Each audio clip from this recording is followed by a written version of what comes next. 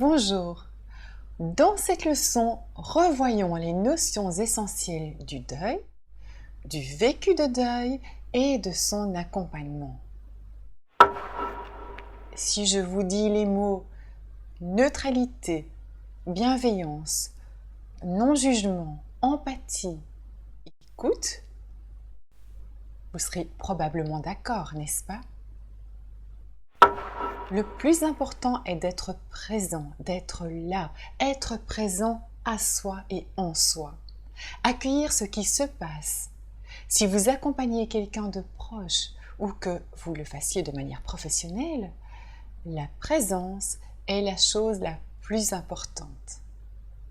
Être là, c'est aussi être bienveillant, offrir une écoute absolue, être dans le non-jugement.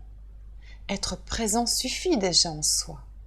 Accompagner n'est pas tirer quelqu'un ou le pousser, ce n'est pas lui dire d'aller plus vite, l'affubler de mille et un conseils en pensant avoir raison. Accompagner, c'est se positionner à côté de l'autre, être avec l'autre. Comme il lui est agréable de pouvoir s'exprimer en toute confiance en sachant que vous n'allez pas le juger. Comme il est rassurant de se sentir écouté. Soyez attentif à ne pas en faire trop, être présent est très bien, c'est le plus important. S'il est important d'accueillir l'autre, il est primordial d'accueillir ses propres émotions, y compris celles qui sont en lien direct avec les émotions de l'autre. Par exemple, la frustration de ne pas pouvoir consoler quelqu'un est une émotion personnelle à accueillir tout autant que le chagrin de l'autre. De nombreuses personnes en deuil vivent le deuil comme une étape naturelle de leur vie et elles s'en sortent très bien. D'autres, plus fragiles ou moins bien entourées, auront besoin d'aide. Elles la solliciteront dès qu'elles seront prêtes à soigner leur chagrin. L'aide pratique des premiers jours n'est pas la même que celle apportée sur le plus long terme. Dans un premier temps, les proches apporteront une aide concrète comme aller conduire les enfants à l'école. En tant que thérapeute, l'endeuillé pourrait vous demander un rendez-vous alors que le décès vient d'avoir lieu. Il ne sert à rien de précipiter les choses, mais à contrario, cela ne sert à rien d'attendre 6 mois avant de commencer le travail. La personne doit d'abord régler les funérailles et les contraintes administratives afin de se rendre disponible pour des séances d'accompagnement. Fixer le premier rendez-vous au plus tôt 1 mois après le décès semble raisonnable. Accompagner n'est pas détourner la personne de son chagrin. Tenter de couvrir de pansements une plaie grande ouverte n'est pas la solution idéale. Une blessure doit être nettoyée avant de cicatriser un peu à la fois. Il faut donc observer ses émotions et ne pas les fuir. Les émotions sont de précieuses indications pour nous montrer ce qui résulte de nos pensées et ce qui doit être vu pour pouvoir s'en libérer. Apaiser le mental, relaxer le corps sont de bons moyens pour accueillir et laisser aller ce qui doit l'être. Le processus est identique pour toute forme de deuil. La séparation amoureuse, la perte d'une relation amicale ou d'une situation de vie est une épreuve qui nous replace face à nous-mêmes et à notre vulnérabilité. Les larmes libèrent des hormones comme l'ocytocine, favorables justement pour nous apaiser. Il ne faut pas pleurer à tout prix, mais réprimer les larmes serait dommage. Écoutez patiemment sans juger.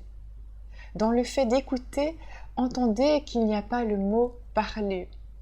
Parfois, le fait de laisser l'autre s'exprimer à voix haute lui permet de rendre plus limpide ses pensées et même d'intégrer peu à peu ce qui est en train de se passer.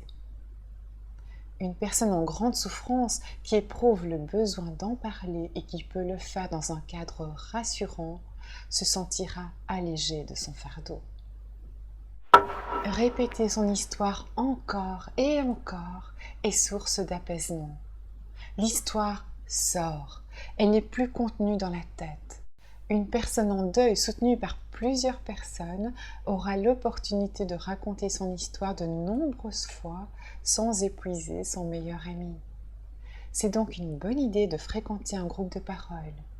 Faire appel à un thérapeute fait sens quand une écoute patiente et impartiale fait défaut dans l'entourage ou quand le deuil est particulièrement difficile.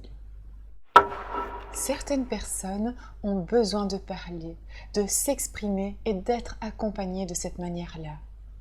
Mais il y a des moments où la personne a besoin d'être seule. Elle n'a pas besoin d'avoir toujours quelqu'un à ses côtés. La solitude fait du bien. Elle permet de réfléchir, de lâcher prise et d'intégrer ce qu'elle traverse. L'accompagnement d'un proche peut se faire dans le silence sans se sentir obligé de maintenir une conversation à tout prix. Durant les premières semaines, il y a beaucoup de monde autour d'une personne en deuil. Visites, appels téléphoniques.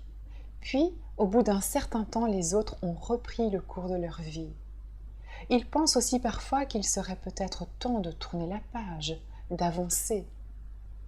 Ils sont beaucoup moins présents, moins disponibles. Or, l'endeuillé ne vivra le pire moment du deuil que quelques mois plus tard. Et c'est à ce moment-là qu'il va se retrouver souvent assez seul. Il est donc utile de le savoir. En tant que proche, vous serez attentif à la souffrance particulière vécue à cette période et si vous êtes un professionnel, vous l'expliquerez à la personne concernée ou aux proches qui demandent des conseils. Le fait de savoir qu'il y a ce passage difficile laisse entrevoir qu'il y a un après plus serein. Le prénom de la personne décédée est une manière de lui donner une place, de l'honorer, la respecter, la célébrer. C'est tellement doux aux oreilles de ceux qui l'ont chéri de l'entendre encore. Et tellement réconfortant de savoir que d'autres pensent à lui, que le défunt n'est pas oublié, qu'il conserve une place importante dans les cœurs. Cependant, il n'y a pas de règle absolue. Il arrive que des proches ne supportent pas d'entendre le prénom. Soit que cela ravive leur douleur, soit que le prénom devienne sacré au point de ne pouvoir être prononcé sans qu'il soit ressenti comme un manque de respect. Demandez ce qu'il convient de faire vous apportera la bonne réponse. Un endeuillé peut ressentir une forme d'irritation, d'agressivité, une colère qu'il va déverser auprès d'une personne disponible. Ne prenez pas la mouche, c'est parce qu'elle a confiance en vous qu'elle se le permet. Vous êtes le réceptacle de ce qui est vécu à ce moment-là. Les émotions sont difficiles à contrôler et les réactions parfois surprenantes. Développez la capacité à prendre du recul pour ne pas vous sentir accablé par l'agressivité de l'autre.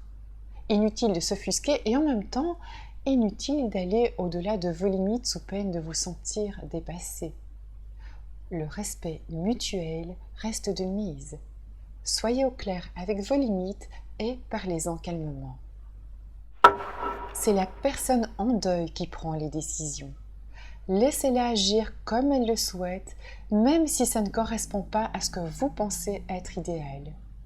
Inutile de devancer les demandes de quelqu'un. Si l'autre était aussi convaincu que vous de la direction à prendre, il s'y engagerait naturellement. S'il ne le fait pas, c'est que ce n'est pas le bon moment ou que l'expérience n'est pas à vivre à cet instant. Quelquefois, les personnes qui vivent le deuil après un suicide sont plus sujettes elles-mêmes à passer à l'acte. Il faut rester attentif à cette possibilité. Si vous avez des craintes, n'hésitez pas à faire appel à quelqu'un d'autre de plus spécialisé en la matière. Faites preuve de bon sens vis-à-vis du type d'aide à apporter aux personnes qui souffrent de troubles psychologiques ou psychiatriques. Si c'est trop lourd pour vous, n'hésitez pas à faire appel à quelqu'un d'autre ou à le suggérer à la personne en deuil. Il ne faut pas se sentir tout puissant et avoir cet orgueil de se dire que nous sommes les seuls à pouvoir régler le problème de l'autre et se positionner en sauveur. Soyez vous-même accompagné si nécessaire. Si une maman oiseau néglige de se nourrir, elle devient rapidement incapable de prendre soin de ses oisillons. Elle n'a plus la force nécessaire et c'est tout le nid qui est en péril. Elle doit d'abord se nourrir pour être en mesure d'alimenter ses petits. Une autre image est celle d'une tasse qui déborderait. Ce qu'il y a dans la tasse est pour vous, et ce qui déborde est ce que vous avez à offrir à l'autre. La leçon à tirer est donc d'être rempli de joie, d'amour et de paix afin d'avoir quelque chose à offrir à l'autre. Nous ne pouvons pas donner ce que nous n'avons pas. Les enfants et les adolescents sont avant tout des enfants et des ados avant d'être une personne en deuil. Bien qu'ils expriment leurs besoins différemment, ils ont autant besoin d'écoute, d'attention et de respect. Il existe aussi des groupes destinés aux enfants. Le temps est un facteur important. Les premières semaines, même s'il vous semble que la personne remue continuellement la même boule de souffrance, ce n'est pas qu'elle tourne en rond. C'est un processus qui débute. Ne la brusquez pas. Le temps des larmes est variable d'une personne à l'autre. Le temps du deuil varie selon l'intensité du lien, du sentiment de perte, mais aussi selon les croyances et les actions mises en place. Chaque histoire est unique. Accordez-vous du temps et de la douceur. Plus vous êtes ancré dans le présent et moins la souffrance des pensées liées au passé auront prise sur vous. Toutes les activités liées à la nature, à l'art, à la relaxation ou qui vont en ce sens vous y aideront. Le deuil d'un être cher, la séparation amoureuse et toute forme de perte se résolvent pleinement par l'intégration de ce qui est, de l'accueil au changement et de la place d'amour en soi où repose notre défunt, notre relation perdue, nos souvenirs heureux et toute notre tendresse.